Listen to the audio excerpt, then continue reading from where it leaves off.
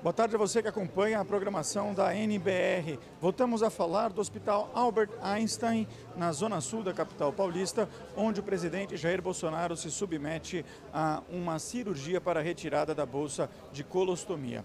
O presidente deu entrada no centro cirúrgico hoje pela manhã, às 6h30 da manhã, de acordo com as informações da assessoria de imprensa do Palácio do Planalto.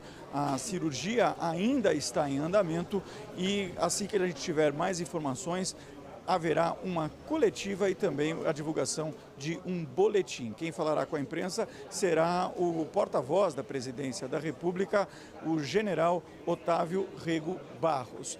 Ainda não há nenhum tipo de horário previsto para que essa coletiva aconteça. O presidente Jair Bolsonaro chegou ao Hospital Albert Einstein ontem pela manhã, se internou, passou por alguns exames laboratoriais e também de imagens, exames que apresentaram resultados normais e por isso a cirurgia foi confirmada para hoje pela manhã. A cirurgia consiste justamente na retirada da bolsa de colostomia e a ligação entre o intestino delgado e o intestino grosso. O presidente utilizava essa bolsa de colostomia desde setembro do ano passado, quando foi vítima de um atentado ainda durante a campanha presidencial na cidade de Juiz de Fora, no mês de setembro, em Minas Gerais. O presidente sofreu lesões graves no intestino grosso e também algumas pequenas dilacerações no intestino delgado.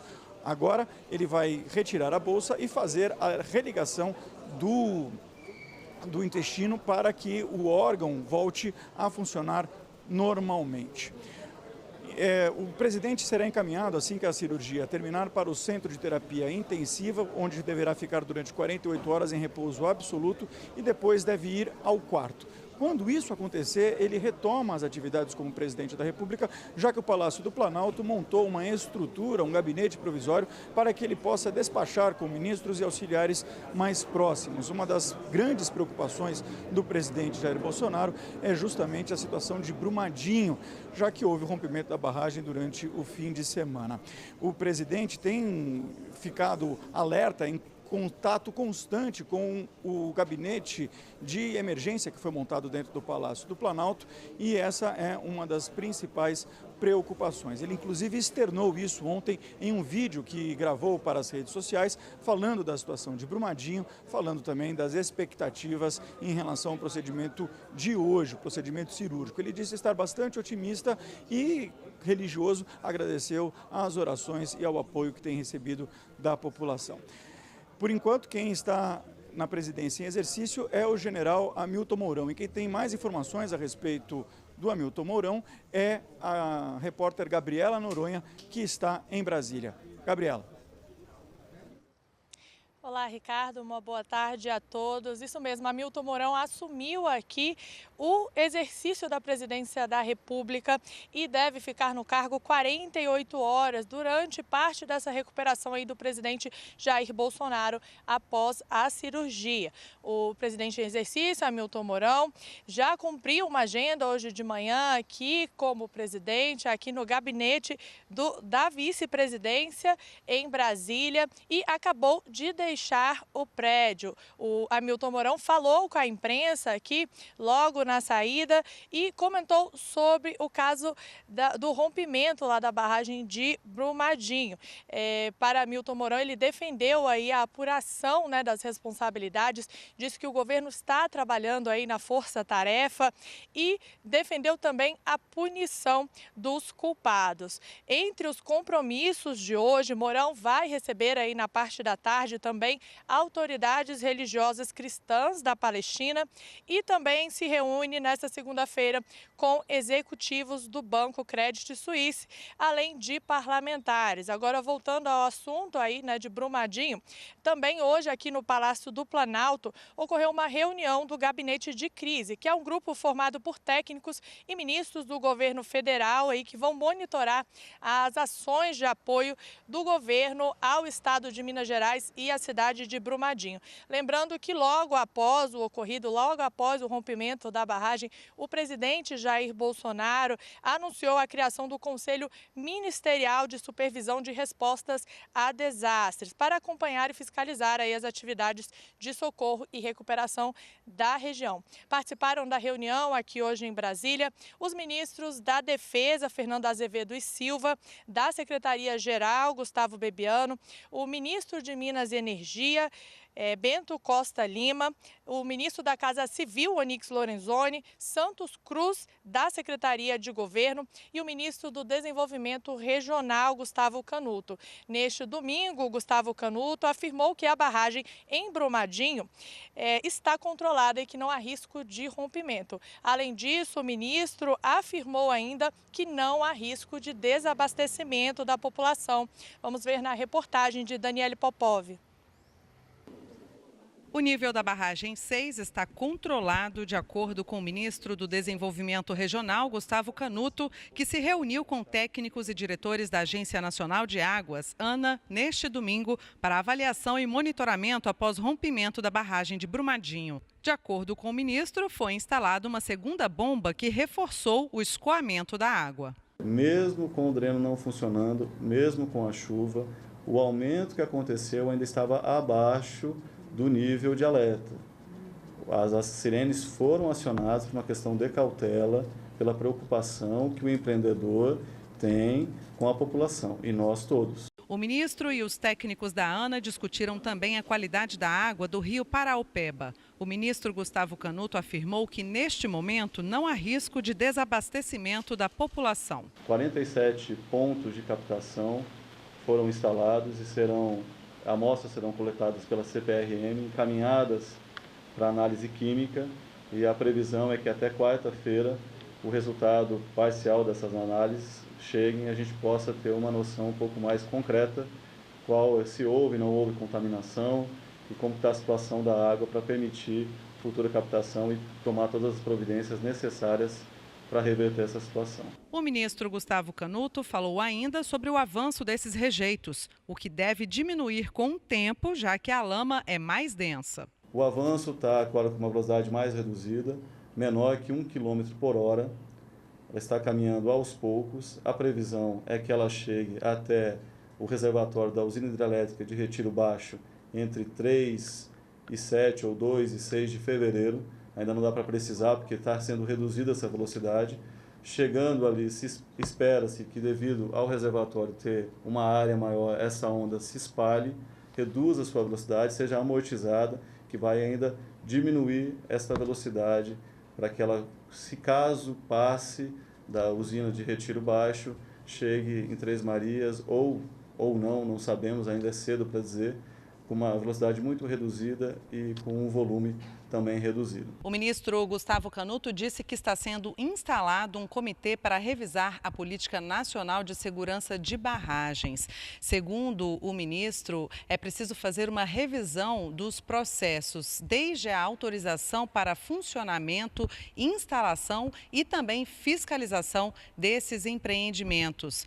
Para Gustavo Canuto, é preciso uma ação conjunta entre empreendedores, estados e governo federal para evitar novas tragédias. Terá que ter uma ação conjunta de todos esses, tanto do privado, que é o empreendedor responsável por levantar essas informações e tem o dever legal de fazê-lo com toda a fidedignidade que é esperada, tanto do governo estadual na hora de aprovar os projetos, liberar a instalação e a operação, utilizando as melhores técnicas, as mais seguras para liberar os projetos, quanto ao governo federal na fiscalização depois que já está em operação. E agora vamos a Brumadinho com a repórter Luana Karen, que tem mais informações sobre o assunto para a gente. Olá, Luana. Olá, Gabriela Noronha, boa tarde a você, boa tarde também a todos que nos acompanham aqui pela TV NBR. Neste quarto dia de cobertura dos desdobramentos do rompimento da barragem do Feijão, aqui em Brumadinho, nós tivemos a chegada dos militares israelenses que vieram reforçar esse trabalho de busca e salvamento das vítimas. Eles se reuniram cedo aqui no posto de comando com o governador de Minas Gerais, Romeu Zema, e com comandantes das forças que estão atuando nessa operação. Trocaram informações sobre a área do acidente, as características geográficas da região e também traçaram os parâmetros sobre como vai funcionar, essa cooperação. Em entrevista aos jornalistas, o porta-voz do Corpo de Bombeiros, Tenente Pedro Aihara, afirmou que os israelenses vão trabalhar na área mais próxima à barragem que se rompeu. Aihara também disse entender a situação dos moradores, dos parentes que buscam informações das vítimas e estão visivelmente tensos, mas disse que é preciso considerar também as características desta tragédia. Vamos ouvir. A nossa preocupação inicial era em relação à divisão de áreas para que as buscas pudessem ser feitas da melhor maneira possível. Dentro dessa delimitação, a gente já determinou a área onde as forças de Israel irão atuar será na área onde se concentra a área administrativa da Vale, a área mais próxima da barragem, e aí a outra área onde atua somente o Corpo de Bombeiros, a gente vai atuar depois do pontilhão. A gente entende que é natural que os familiares das vítimas eles estejam em uma situação que eles buscam informações, mas a gente tem que entender que esse tipo de atuação é um tipo de atuação muito delicado. A gente está falando de milhões de rejeitos de minério de ferro, a gente trabalha com uma barragem, né, que dentro da área quente a gente trabalha com desde matéria orgânica envolvendo animais, plantas, também pessoas, então tem que ser feito um trabalho muito criterioso.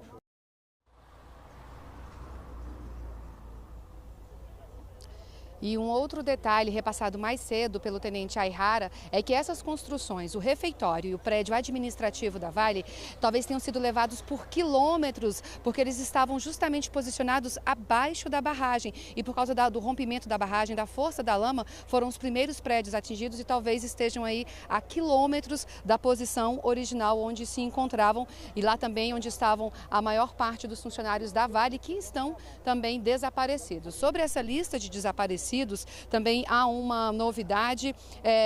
O tenente-coronel Flávio Godinho, da Defesa Civil, afirmou que eles estão trabalhando na unificação dessas listas. Isso porque havia até então uma lista da Vale, né, de desaparecidos que trabalhavam na empresa Vale, outra de moradores que procuravam um posto de comando que foi montado aqui na Estação do Conhecimento e uma terceira lista também de desaparecidos que estava na Defesa Civil, dificultando aí o cálculo, né, a quantidade de pessoas desaparecidas. Vamos ouvir agora na entrevista.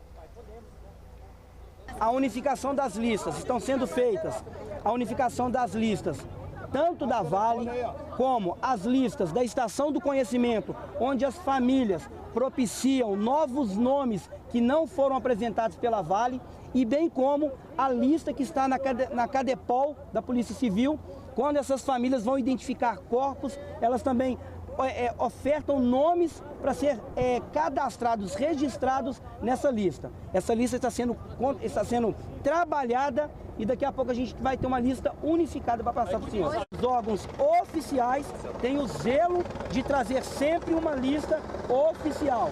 Por isso a demora em alguma captação de nomes.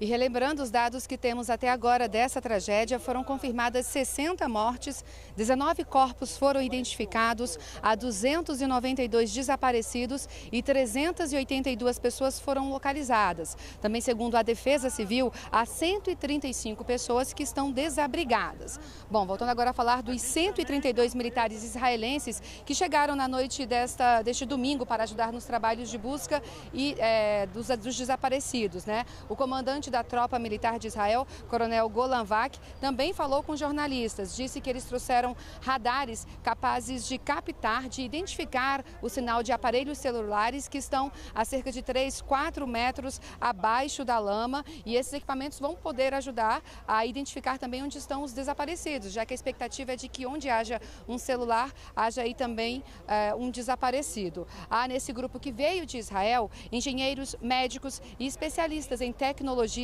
e em operações de busca e salvamento. We are looking forward to work side by side with the local authorities, units who already work for 3 days.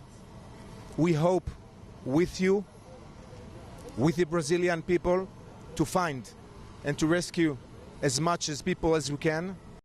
Bom, e há aqui nessa área onde nós estamos um grande trânsito de helicópteros. Isso porque esse prédio que está aqui atrás, a faculdade que concentra o posto de comando, é também um local onde esses helicópteros descem para serem reabastecidos. Ao todo, há 16 aeronaves trabalhando nessa operação de busca e salvamento das vítimas do rompimento da barragem do Feijão.